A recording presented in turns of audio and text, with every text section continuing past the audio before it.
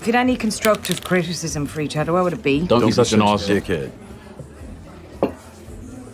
That was constructive. მოგესალმებით მეგობრებო, დღეს განვიხილავთ Top Gun Maverick-ის რეჟისორის ჟოზეფ კოსინსკის ახალ ფილმს Efforts. ოღონდ კლავიატურაზე რომ Effort-ია, ეგ არა. არამედ ფორმულა 1. სანამ ფილმის დეტალურ განხილვაზე გადავიდოდეთ, გეტყვით, რომ ზოგადად ძალიან მიზიდავს ფილმების სპორტულ შეჯიბრებებზე, მათ შორის რბოლებზე. ამაში ჩემი ძმის დიდი გავლენაა, ძირითადად სწორედ მან მაზიარა ასეთი ტიპის ფილმებს, თუმცა ფორმულა 1-ის შემთხვევაში ამაყად შემიძლია ვთქვა, რომ ჩემს ძმაზე ადრე მე ვნახე ეს ფილმი და როგორც ჩემს ძმას, თქვენც ასევე გირჩევთ, რომ აუცილებლად ნახოთ ფორმულა 1 და თანაც ნახოთ კინოთეატრში, რადგან ეს გახლავთ დიდ ეკრანზე საყურებელი, ხმაურიანი და ექშენებით ფილმი, რომლის ნახვაც კინოთეატრში 1-2 სასიამოვნოა. თუმცა, სითიმოლის კავეაში თუ აპირებთ მის ნახვას, გირჩევთ თან წაიღოთ მოსაცმელი, თორემ მე პირადად გავიყინე 2 საათნახევარი იმ კონდიცირებაში. რბოლებზე გადაღებულ ფილმებს რომ დავუბრუნდეთ, ბოლო წლების მსგავსი ფილმებიდან განსაკუთრებით გამოვარჩევდი Ford Ferrari-ის წინააღმდეგ და Rush-ს. ორივე ფილმი დღემდე დიდ ემოციებს იწვევს ჩემში, რაც ნაწილობრივ ალბათ იმით აიხსნება, რომ ორივე რეალურ ამბავს ეფუძნება და ორივე ძალიან კარგად აჩვენებს სპორტში მეტოქეობის და გაუტეხელი მიზანდასახულობის ძალას. ამ ორი ფილმისგან განსხვავებით, ფორმულა 1 არც ნამდვილ ამბავს ეფუძნება და მასში არც საუკეთესო მრბოლელების მეტოქეობის მომსწრენი არ ვხდებით. თუმცა ეს ფილმი მაინც იპყრობს მნახველის გულებს. ისეთი ფილმია, რომლის ნახვაც რაღაცნაირად აღმატებულ განწყობაზე გაყენებს, გაძლევს შემართებას და მოტივაციას, რომ ფილმის ნახვის მერე უცებ ადგე და რაღაც გააკეთო. ან შემსავით გაყენებს რაიმე ფიზიკური აქტივობის, სირბილის ან ვარჯიშის ხასიათზე. მოკლედ, ამ ფილმს მოაქვს დიდი დრაივი, ერთგვარი ადრენალინი და გპირდებით, რომ ეს ფილმი თქვენამდეც აუცილებლად მოიტანს ამ შეგრძნებებს. სწორედ ფილმის ემოციური გავლენა აქცევს ამ ფილმს ერთ-ერთ დაუვიწყარ კინოგამოცდილებად და წეღან კავეას კინოთეატრი რომ ვახსენე, არ ვიცი თქვენ რამდენად ხშირად აღმოჩენილ ხართ ისეთ ფილმზე ან ისეთ დარბაზში, სადაც მაყურებელი შეძახილებით და ტაშით ლამის ფეხზე დამდგარი გულშემატკივრობს მთავარ პერსონაჟს, მაგრამ ფორმულა 1-ის ნახვაზე სწორედ ეს მოხდა ჩემს დარბაზში. იყო ერთი მომენტი ფილმში, როდესაც ფინიშის ხაზისკენ მიმავალი ბრედ პიტის პერსონაჟი მთელი არსებით განიცდის რბოლით გამოწვეულ სიამოვნებას და სწორედ ამ მომენტის ბოლოში დასცხო დარბაზში ისეთმა ყიჟინამ, რომელიც Endgame-ის და Maverick-ის მერე აღარ მინახავს.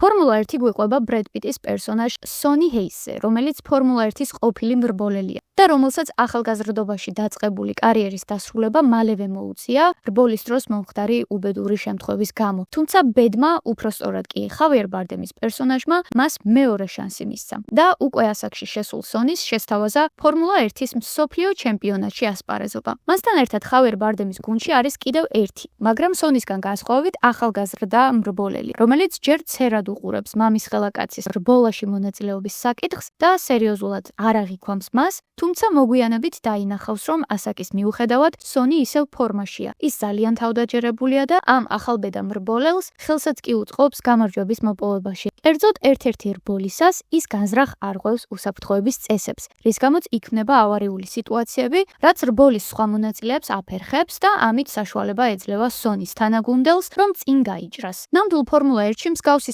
აქციელის გამო მრბოლელს შეჯიბრიდან მოხსნიდნენ, მაგრამ ფილმებში, როგორც მოგეხსენებათ, ხშირად შეცვლილი რეალობა გვხდება, რის გამოც შესაძლოა ფორმულა 1-ის ერთგული და შესაბამისად უფრო კრიტიკული მაყურებლები უკმაყოფილონიც კი დარჩნენ. მაგრამ მე როგორც ფორმულა 1-ის წესების არ მცოდნე, ამ პატარა უზუსტობებზე ყურადღებას არ ვამახვილებდი და იქიდან გამომდინარე, რომ საერთო ნარატივს უხდებოდა, მაინც გამართლებულად მიმაჩნია რეალობის ამგვარი ცვლილებები. მაგალითად, ის ფაქტიც, რომ რეალობაში 50 წელს ზემოთ ადამიანს ფორმულა 1-ში მონაწილეობის შანსიც კი არ ექნებოდა, თუმცა ამავდროულად არ ვარ წინააღმდეგი, რომ 60 წლის ბრედ პიტი მენახა ამ როლში. მოკლედ სონის კეთილ განზრახვებს ახალგაზრდა მრბოლელი შეამჩნევს და ეს ორნი გუნდურად მუშაობას იწყებენ. შესაბამისად, იმის ნაცვლად, რომ ამ ორი პერსონაჟის სახით ყოლოდა ერთი პროტაგონისტი და ერთი ანტაგონისტი, რეალურად ორივე პროტაგონისტი ხდება და ორივესთვის თანაბრად გეგულშემატკივრება. ისინი ერთმანეთისგან ბევრს სწავლობენ და ერთმანეთთან ურთიერთობაში ძალიან იზრდებიან.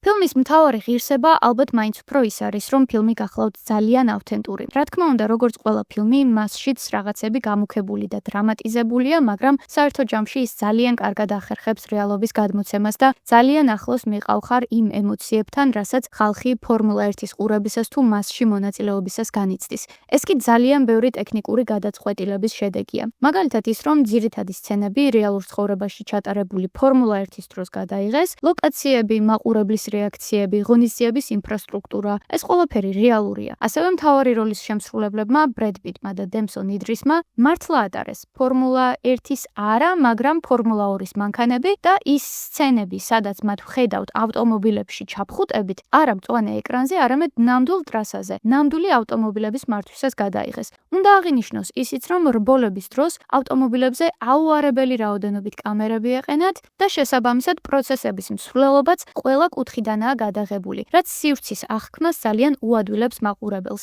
ავთენტურობას აძლიერებს ისიც, რომ გულშემატკივრების შეძახილები, ისევე როგორც მანქანის ხმები, არ ამოუღიათ უკვე მზამზარეული საუნდსთოქებიდან, არამედ ყველაფერი ადგილზეა ჩაწერილი. მათ შორის კომენტატორების ხმებიც ფორმულა 1-ის ნამდვილ კომენტატორებს ეკუთვნით. CGI რა თქმა უნდა რაღაც დოზით გამოიყენეს, მაგალითად მანქანების შეჯახების ან და სიჩქარის ეფექტის და კიდევ ბევრი სხვა ასპექტის გასაძლიერებლად, მაგრამ იმდენად მცირე დოზით, რომ ფილმის ნახვისას საერთოდ ვერც კი ამჩნევ. რბოლის სცენები მართლა საოცარია და მართალია მათ ხშირად ვხედავთ, მაგრამ საბოლოო ჯამში რბოლისა და რბოლის გარეშე სცენები მაინც წონასწორობაშია და მათი კარგი ბალანსი გვაქვს ამ ფილმში. ამას ემატება ჰანს ციმერის საუნდტრეკები და ყველაზე მთავარი, მსახიობების ბრწყინვალე შესრულება. არ გაგიკვირდებათ და ბრედ პიტი ძალიან უხდება ამ როლს. კერძოდ მისი ქარიზმატულობა, ენერგია, რაღაცნაირი old school, მაგრამ ამავდროულად ძალიან cool მანერები, ვიზუალი და ხმის ტემბრი. მისი პერსონაჟის მიმართ დასაწყისიდანვე გიჩნდება ემპათია და გინდა არ გინდა გულშემატკივრობ. ეს ემპათია კი ერთიორად იზრდება, როდესაც ხედავ, რომ ის ამ ყველაფერს არა სახელის, ფულის ან პოპულარობისთვის, არამედ რბოლის მიმართ დაუოკებელი სიყვარულის გამო აკეთებს. ასევე აღსანიშნავია ხავიერ ბარდემის და კერი კონდონის შესრულება, რომელთა პერსონაჟების საქმისადმი თავდადება, მეგობრებისადმი ერთგულება და იუმორი ფილმს დამატებით ხიბლს სცემს. და ძალიან კარგი იყო ახალგაზრდა დემსონ იდრისის შესრულებაც,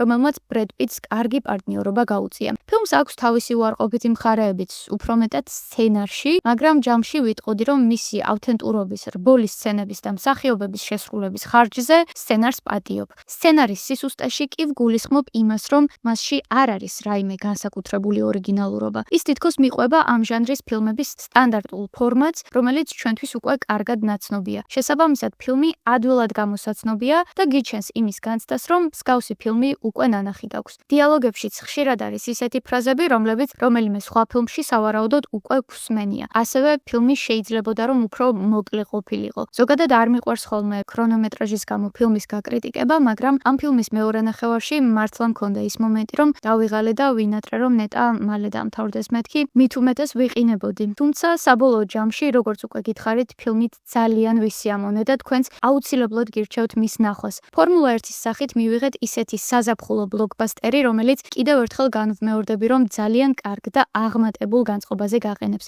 ჩემი მხრიდან სულ ეს იყო, მეგობრებო, არ დაიზაროთ, რომ კომენტარებში დამიწეროთ თქვენი შეხედულებებიც. თუ ახალი ხართ, არ დაგავიწყდეთ არხის გამოწერა, მე კი დროებით გემშვიდობებით და მომავალ შეხვედრამდე.